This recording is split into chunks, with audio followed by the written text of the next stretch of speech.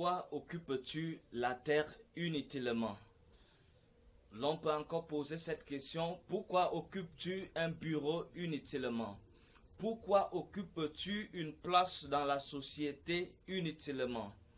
Pour mieux comprendre cela, bien-aimés, en cette matinée, le Seigneur nous guide dans le livre de Luc, chapitre 13, pour comprendre pourquoi un homme ne doit pas occuper une place inutilement sans toutefois accomplir la tâche qui lui est destinée.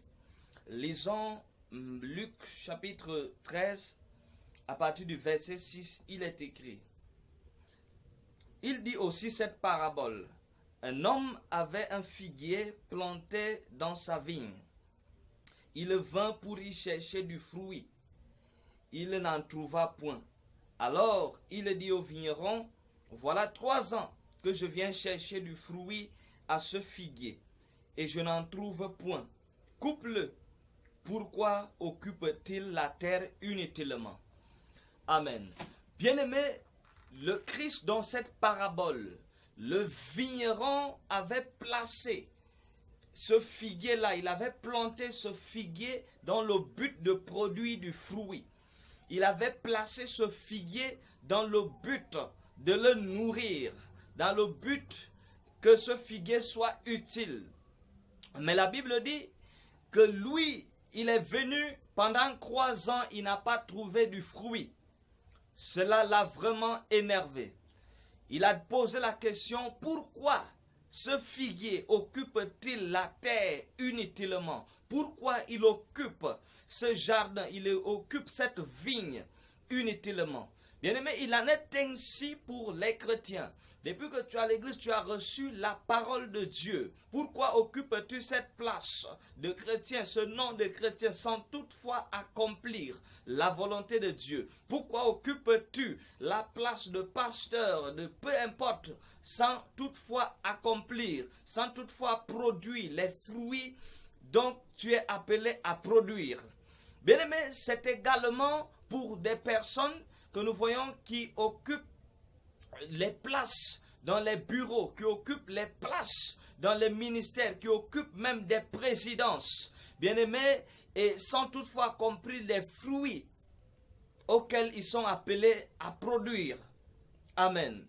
La Bible dit qu'à cause de ce que ce figuier ne produisait pas le fruit, lorsque nous continuons avec la lecture devant le Christ, ça dit que ce figuier devait être coupé parce qu'il occupait la terre inutilement.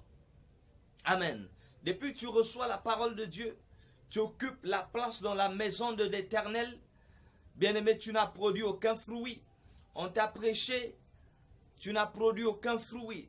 On t'a prêché la repentance. On t'a prêché l'abandon du péché. Tu n'as porté aucun fruit.